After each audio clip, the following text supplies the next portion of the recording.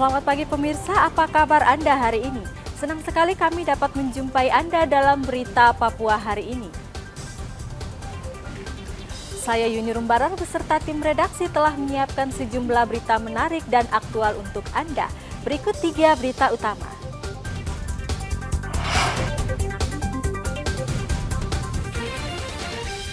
Berwisata di pantai Sidai, Manokwari, seorang pemuda hilang terseret arus. Ratusan warga kampung Kaugapu, Mimika, blokade jalan menuju pelabuhan.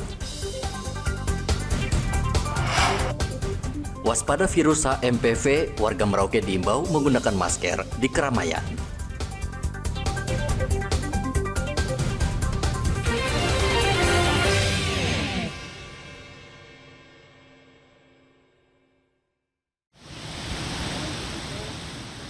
Seorang pemuda yang berwisata di pantai Sidai, Manokwari, Papua Barat, hilang akibat terseret arus pada 1 Januari lalu.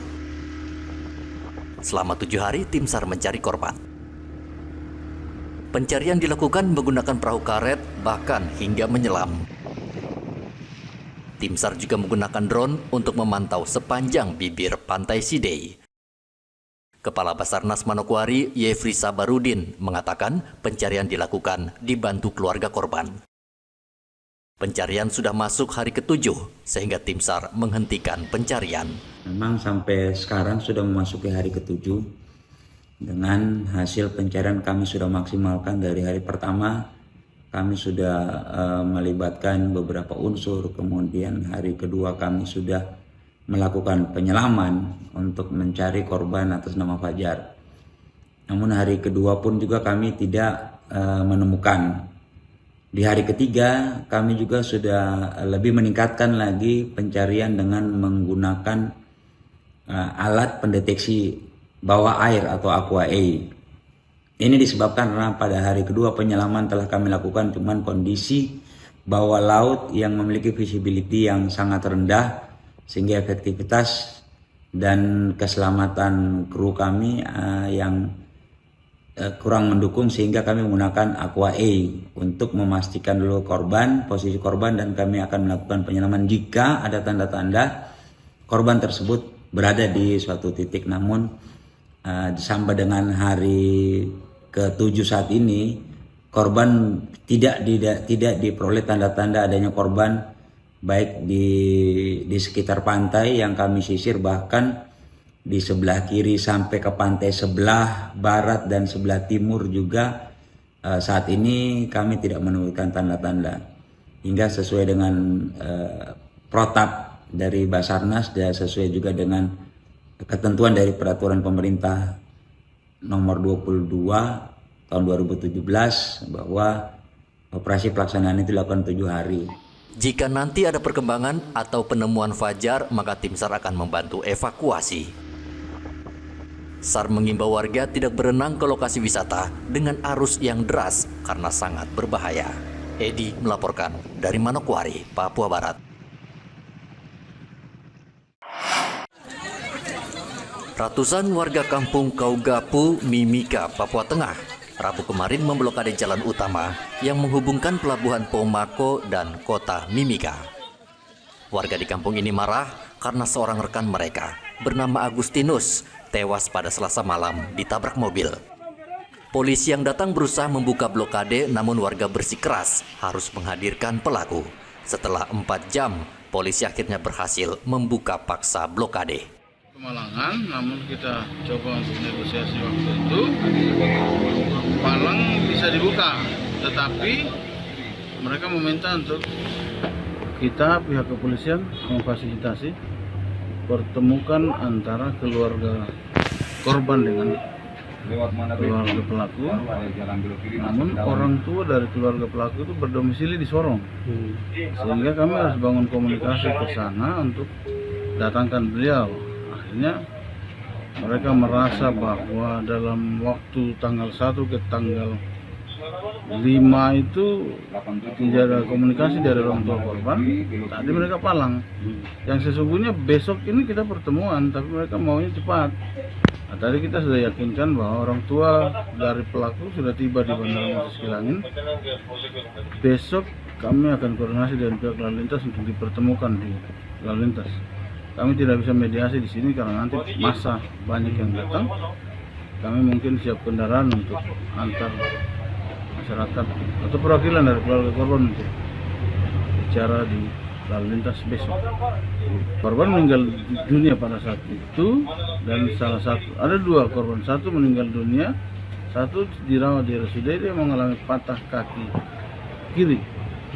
Nah, sementara pelaku sendiri patah rahang dua-duanya, jadi sudah dioperasi. Polisi mengimbau keluarga korban tidak melakukan blokade jalan karena akan merugikan masyarakat umum. Polisi juga meminta warga mempercayakan kasus tabrakan ini ke Polres Mimika. Dari Mimika, Papua Tengah, Igobat Momolin melaporkan. Seorang pria diringkus polisi karena membawa sabu-sabu seberat 25 gram di Kelurahan Wonosari, Mimika. Pelaku ternyata seorang kurir yang membawa pesanan. Setelah diselidiki, sabu-sabu yang dibawa pelaku ternyata milik narapidana narkoba di Lapas Mimika. Kapolres Mimika AKBP Iko Mangbudiarta mengatakan peredaran narkoba dikendalikan dari dalam lapas. Saat Tugas Narkoba Mimika telah melakukan pengungkapan tindak pidana narkotika yang terjadi di wilayah Polres Mimika. Kronologis, penangkapan tersangka sebagai pengedar atau penempel paketan jenis sabu kepada konsumen yang ada di Kabupaten Mimika. Selanjutnya tersangka ditangkap oleh pihak kepolisian pada hari Kamis tanggal 5 Desember 2024 sekitar jam 16.30 di Jalan SB 4 Jalur 4 Mimika. Tersangka Ansyar Rustam alias Ansar inisial AR pertama kali menerima atau mendapatkan paket melalui jasa pengiriman barang Lion Parcel dari seorang yang bernama Saudara Faisal inisial F, merupakan warga binaan Lapas kelas 2B Timika kasus narkoba.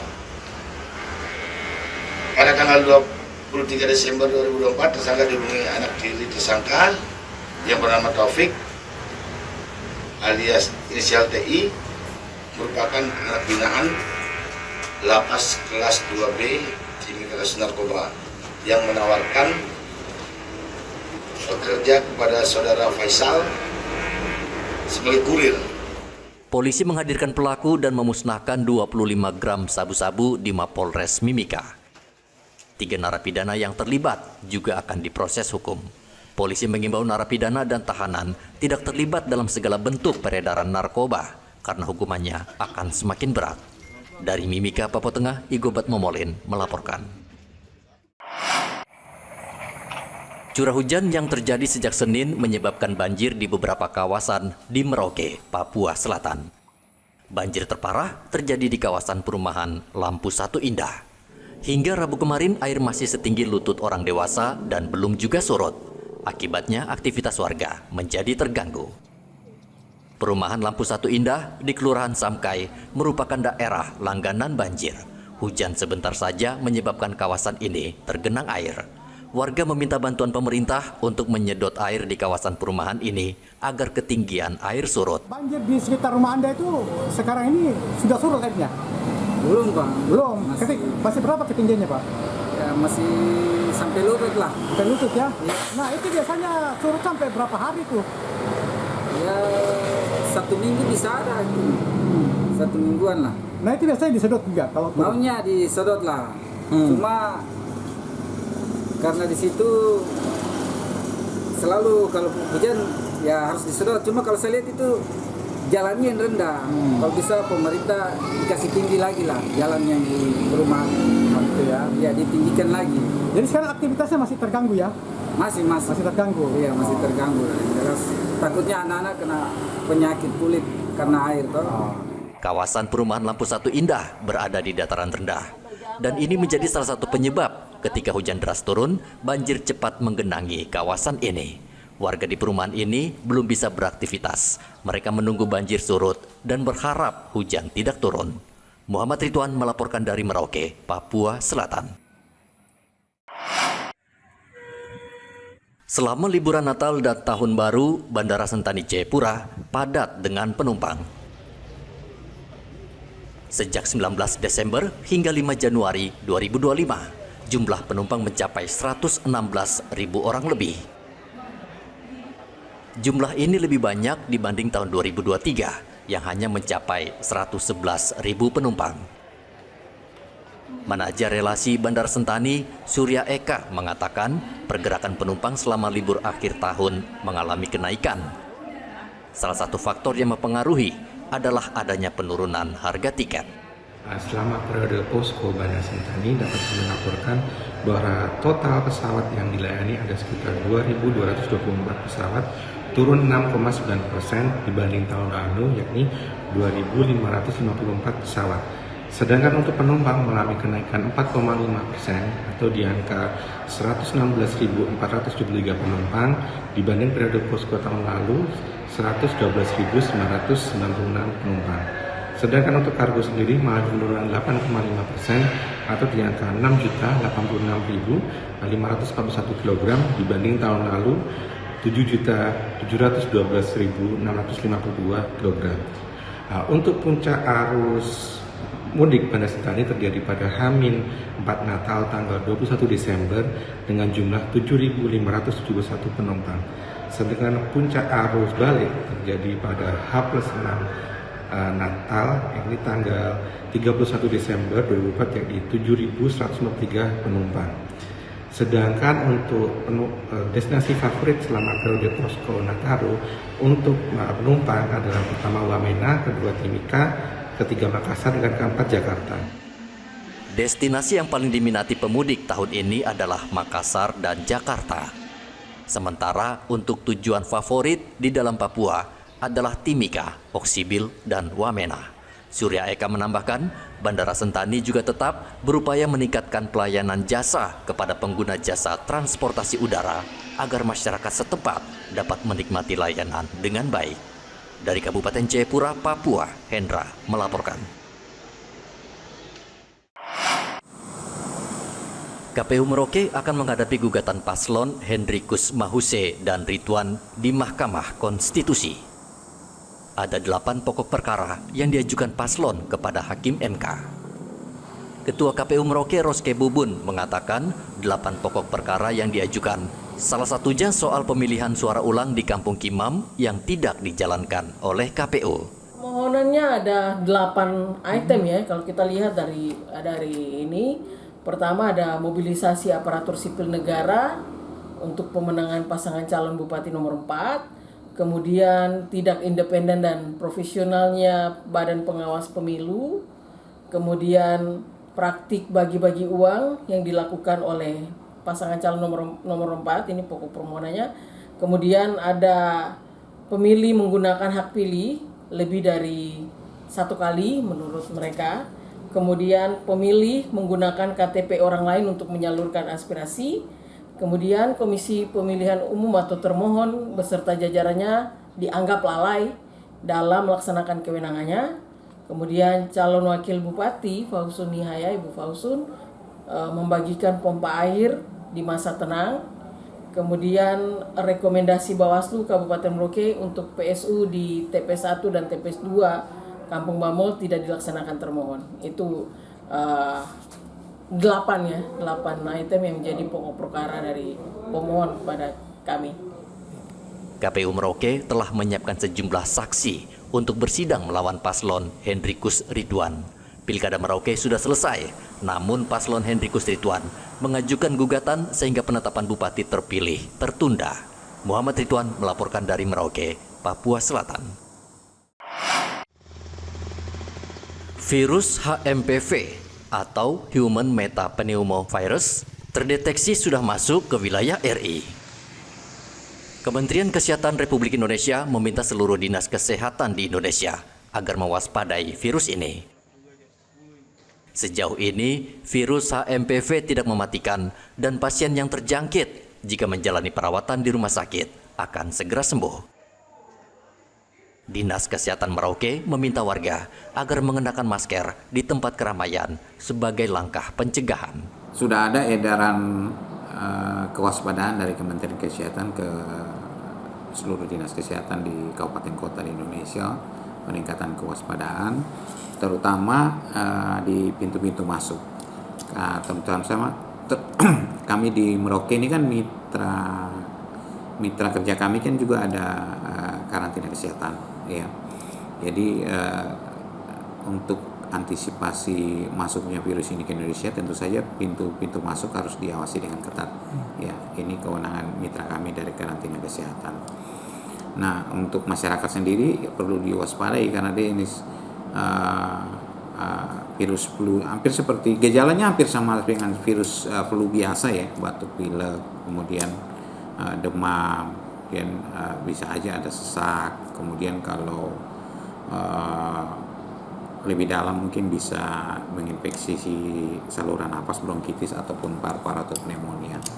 Jadi ya langkah-langkah kewaspadaan seperti misalnya pola hidup bersih sehat, ya makan seimbang, istirahat, dan saya pikir yang secara umum masyarakat sudah mengetahui, tapi juga perlindungan terhadap virus. Misalnya contoh kita di tempat-tempat ramai itu yang potensi tertular virus, misalnya flu, ya mungkin pakai masker. Atau kalau kita mungkin sedang sakit flu sendiri, ya kita juga pakai masker supaya tidak menularkan ke orang lain. Nah, ini saya pikir langkah-langkah antisipasi dan pencegahan ini harus kita lakukan. Virus HMPV gejalanya mirip dengan flu. Banyak warga yang menganggapnya sepele. Virus ini diduga berkembang di Cina sejak Desember tahun lalu. Berbeda dengan COVID-19, virus HMPV sejak tahun 2001 sudah ada dan daya tahan tubuh manusia sudah mengenalnya, sehingga mampu merespon infeksi HMPV dengan baik. Pemerintah mengimbau warga tidak perlu panik dan terus melakukan pola hidup sehat. Muhammad Ridwan melaporkan dari Merauke, Papua Selatan. Kasus kematian mendadak sejumlah sapi di SP9 Tanah Miring, Kabupaten Merauke, menarik perhatian Dinas Peternakan Merauke. Masyarakat khawatir kematian sapi tersebut disebabkan virus yang menyebabkan penyakit kuku dan mulut yang marak terjadi di tanah air. Kadis Peternakan Merauke, Marta Bayu, memastikan dari hasil pemeriksaan Dinas Peternakan Merauke, kematian sapi tersebut bukan disebabkan virus PMK, melainkan karena kurangnya asupan gizi. Bahwa beberapa hari lalu, minggu lalu terjadi kematian sapi di SP9. Perlu kami jelaskan bahwa kematian sapi ini karena penanganan yang dalam arti tidak maksimal ya. Oleh karena itu kita dapat katakan bahwa kematian sapi ini bukan ada kaitannya dengan dengan penyakit mulut dan kuku, karena memang sapi mungkin sudah sekian lama, mungkin dari asupan pakan dan sebagainya mungkin kurang seperti itu. Dan juga kemarin juga ada peternak yang melaporkan terkait babi yang bersangkutan ya. Jadi babi tidak sampai mati tapi memang menurun kondisi kesehatannya karena terkait asupan gizi dari babi tersebut juga kurang nutrisinya, asupan nutrisi kurang, sehingga kemarin babi tidak sampai mati tapi ada peternak yang memang melaporkan penyakit mulut dan kuku yang terjadi sudah di beberapa daerah. Kita harap di Kabupaten Merauke di Provinsi Papua Selatan tetap dalam zona hijau. Dinas Peternakan Merauke memastikan Papua Selatan masuk kategori zona hijau atau aman, sehingga tidak ditemukan sapi maupun hewan babi yang terjangkit virus PMK. Muhammad Ridwan melaporkan dari Merauke, Papua Selatan. Informasi tadi sekaligus menutup jumpa kita dalam Berita Papua hari ini. Saya Yuni Rumbarar dan tim redaksi yang bertugas mengucapkan terima kasih atas kebersamaan Anda. Selamat pagi dan sampai jumpa. Wanyambe.